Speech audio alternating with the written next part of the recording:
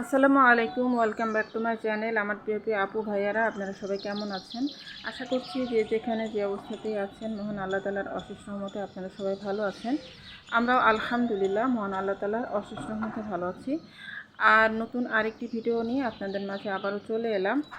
আর আমার ছাদ বাগানে এই যে মাশাআল্লাহ কত সুন্দর ফুল ফুটেছে। তো আমার এই গোলাপের গাছে অনেক ফুল এসেছে। তো এই গোলাপগুলো আসলে এই শীতের সময় অনেক বড় সাইজের হয়, আর গরমের সময় সাইজটা একটু ছোট হয়। আর আমার করমচা গাছেও ছোট ছোট করমচা এসেছে। তো আজকের ভিডিওটাও আমি সকাল থেকে শুরু করেছি, সকালে নাস্তা তৈরি করা থেকে। তো আজকে সকালবেলা নাস্তায় থাকছে চিচিঙ্গা ভাজি আর পরোটা।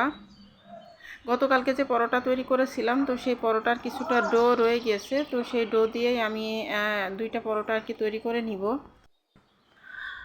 আমার হাজব্যান্ডের জন্য আর কি দুইটা পরোটা তৈরি করে নিব। আর আমি সকালবেলা উঠে নাস্তা করে নিয়েছিলাম, কারণ গতকালকে রাতের বেলা আমি খাইনি, আমার তেমন একটা ক্ষুধা ছিল না। তো আমি না খেয়ে আর কি ছিলাম। তো এই কারণে সকালে ওঠার পরে অনেকটাই আর কি ক্ষুধা লেগে গিয়েছিল। তো আমি সকালবেলা একটু ভাত গরম করে খেয়ে নিয়েছিলাম। আর আমার ছোটো মেয়ে স্কুলে গিয়েছে, আমার ছোটো মেয়ে নুডলস খেয়ে আর কি স্কুলে গিয়েছে। আর আমার বড় মেয়ে, ওর আজকেও পরীক্ষা নেই, মানে মাঝে মাঝে গ্যাপ দেয়, 2-3 দিন করে আর কি গ্যাপ থাকে। তো আজকেও পরীক্ষা নেই। আর আমার তো যাই হোক, এখন এই যে আমার হাজব্যান্ডের জন্য আর কি ডিম পোস্ট করে নিলাম।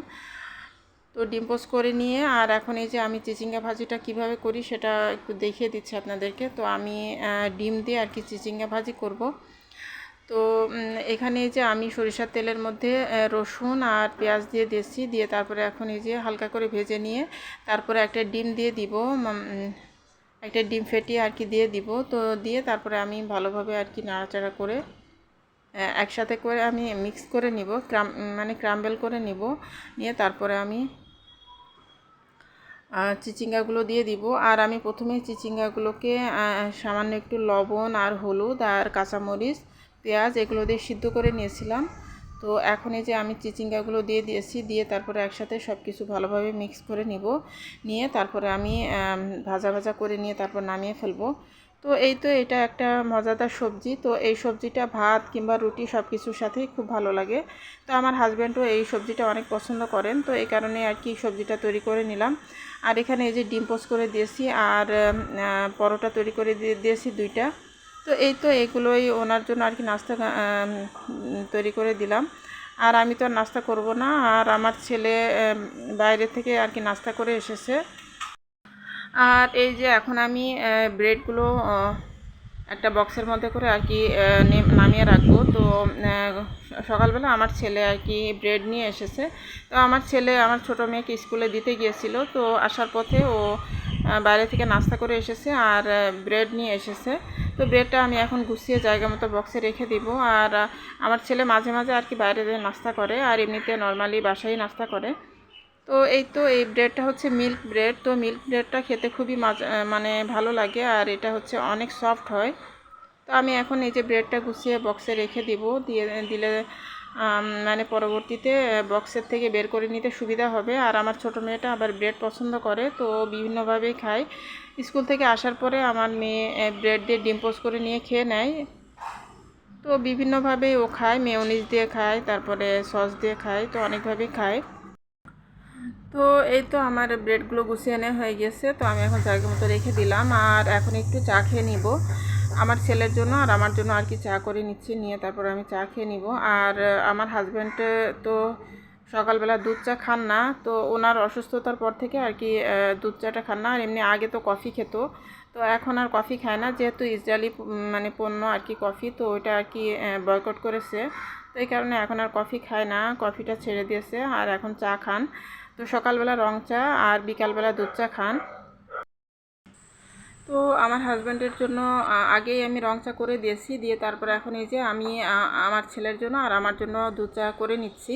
তো আমার ছেলের জন্য আর কি মানে চিনিটা একটু বেশি দিয়েছি, আর আমার চার মধ্যে চিনিটা একদমই কম দিয়েছি। তো এই তো এভাবে করে আর কি আমি চাটা করে নিয়েছি, নিয়ে তারপরে এখন এই যে চাটা খেয়ে নিব। তো আমি একটু রিল্যাক্স করে আর কি চা খাই। তো আমি আমার বেডে আর কি চা নিয়ে যাই, নিয়ে তারপরে যে মানে রিল্যাক্স করে চাটা খাই, খেয়ে তারপরে কিছুক্ষণ রেস্ট করি, রেস্ট করে তারপরে দুপুরে রান্নায় আসি। তো আসলে আমি একটানা কাজ করতে পারি না, মানে কাজ করলে আমি টায়ার্ড হয়ে যাই, তো আমার মানে দুর্বলতা মানে শুরু হয়। তো আমি নাস্তা করার পরে অনেকটা সময় রেস্ট করি, রেস্ট করে নিয়ে তারপরে আমি আবার দুপুরে রান্নাবান্না আর কি শুরু করি। তো এই তো এখন এই যে আমি চাটা আর কি খেয়ে নিব, আমার ছেলেকেও দিয়ে দিব। তো এখন এই যে আমি চা খাওয়ার পরে অনেকক্ষণ রেস্ট করেছিলাম, রেস্ট করে তারপরে এখন এই যে আমি কিচেনে চলে এসেছি রান্না করার জন্য। তো আজকে দুপুরবেলা যা যা রান্না করব সেগুলো হচ্ছে পুঁই শাক ভাজি করব, চিংড়ি মাছ দিয়ে পুঁই শাক ভাজি করব, তারপরে মাছ দিয়ে বেগুন দিয়ে রান্না করব, আর মাছ ভুনা করব, আর সেই সাথে টমেটোর খাটাই রান্না করব। তো এই তো এগুলো আজকে দুপুরে রান্নাবান্না আমাদের। তো এখন এই যে আমি পুঁই শাকটা ভাজি করে নিব। তো প্রথমে আমি পুঁই শাক ভাজিটা বসিয়ে দিচ্ছি। তো এখানে এই যে আমি সরিষার তেলের মধ্যে পেঁয়াজ কুচি দিয়ে দিয়েছি, দিয়ে তারপরে এখানে আমি রসুন কুচি দিয়ে দিয়েছি, রসুন বাটা দিয়ে দিয়েছি সরি, আর কয়েক টুকরো আর কি টমেটো ফালি দিয়ে দিলাম, দিয়ে তারপরে এখন এই যে সব কিছু একসাথে করে আর কি ভালোভাবে নাড়াচাড়া করে তারপরে ভেজে নিব। তো এখন আর পাশের চুলায় আমি টমেটোর খাটাই বসিয়ে দিয়েছি। আর টমেটোর খাটাইটা আমার বড় মেয়ে আর আমার ছোট মেয়ে, আমার দুই দুই মেয়ে অসম্ভব পছন্দ করে। তো এই কারণে আমি মানে একদিন পর পরে আর কি রান্না করি। আর এই তো এখানে এই যে আমি সামান্য একটু পানি দিয়ে দিয়েছি, দিয়ে তারপরে এখন এই যে কাঁচামরিচ ফালি দিয়ে দিলাম। তো আসলে এই পুঁই শাক ভাজিটা খেতে অসম্ভব মজা হয়েছিল। তো এখন এই যে লবণ হলুদের গুঁড়া দিয়ে দিলাম, দিয়ে তারপরে এখন এই যে আমি চিংড়ি মাছ দিয়ে দিলাম। তো আসলে চিংড়ি মাছ আমি বেশি দিইনি, কারণ এই আমি দুইটাই দিয়েছি। আর এই পুঁই শাকটা আসলে ভাজি করার পর একদমই অল্প হয়ে যায়, তো পুঁই শাকটা যেহেতু অনেক বেশি কচি, তো এই কারণে অল্প করে আর কি চিংড়ি মাছ দিয়েছি। তো এই তো আমি এখন এই সব ধরনের মশলা দিয়ে তারপরে ভালোভাবে কষিয়ে নিব, নিয়ে তারপরে আমি এর মধ্যে পুঁই শাকগুলো দিয়ে দিব। আর এই পুঁই শাকগুলো আমাদের জমির পুঁই শাক, তো এই কারণে এই পুঁই শাকগুলো খেতে খুবই মজা। আর এগুলো একদমই কচি, তো দেখে মনে হবে যে অনেকগুলো পুঁই শাক, কিন্তু মানে রান্না করার পরে দেখা যাবে যে একদমই অল্প হয়ে গেছে। তো এখানে আমি আরও কিছু রসুনের কুচিও দিয়ে দিয়েছিলাম, তো এগুলো দিলে আর কি খেতে একটু বেশি ভালো লাগবে। তো এখন এই যে আমি পুঁই শাকগুলো দিয়ে দিচ্ছি, দিয়ে আমি এর মধ্যে কোনো পানি ব্যবহার করব না। পুঁই শাকের গা থেকে যে পানিটা উঠবে সেই পানিতেই মানে শাক তরকারিটা আর কি রান্না হয়ে যাবে। তো এই তো আমি সব পুঁই শাকগুলো দিয়ে তারপর ঢাকনা দিয়ে ঢেকে রেখে দিব।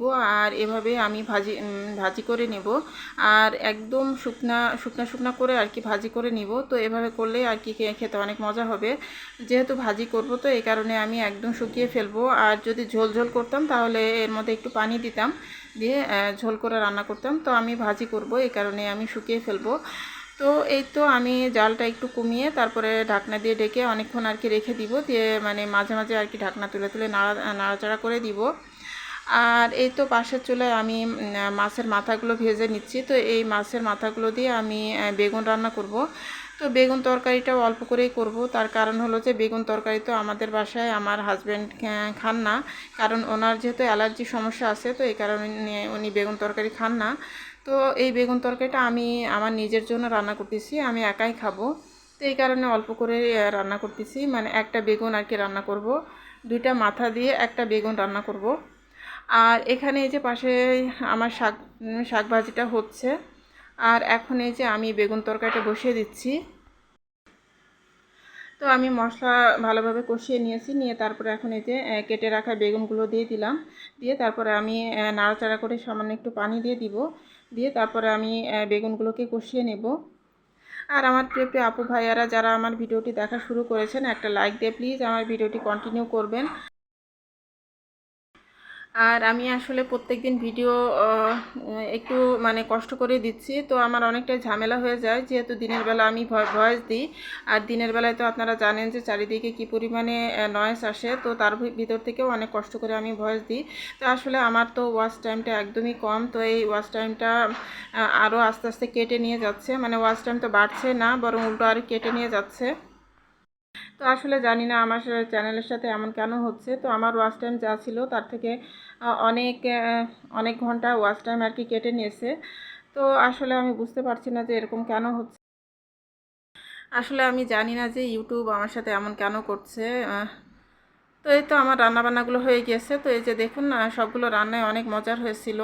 তো এখানে এই যে ভেন্ডি ভাজিও করেছি, তারপরে এই যে টমেটোর খাট্টা রান্না করেছি, তারপরে বেগুন দিয়ে মাছ দিয়ে রান্না করলাম, তারপরে পুঁইশাক ভাজি আর এই যে মাছ ভুনা। তো সবগুলো খাবারই অনেক মজা হয়েছিল। তো আসলে আমার ওয়াচ টাইম বাড়ানোর জন্য আমি প্রত্যেক দিন ভিডিও দেওয়া শুরু করেছি, কিন্তু তারপরেও আমার ওয়াচ টাইম একদমই বাড়ছে না, উল্টো আরও কেটে নিয়ে যাচ্ছে। তো আমার প্রিয় আপুরা, আপনারা যদি জানেন যে কেন ওয়াচ টাইম কেটে নিচ্ছে ইউটিউব থেকে, তাহলে প্লিজ আমাকে একটু কমেন্টে জানাবেন, তাহলে আমি সেভাবে চলার চেষ্টা করব। তো আজকের মতো এখান থেকে বিদায় নিচ্ছি। আল্লাহ হাফেজ, আসসালামু আলাইকুম।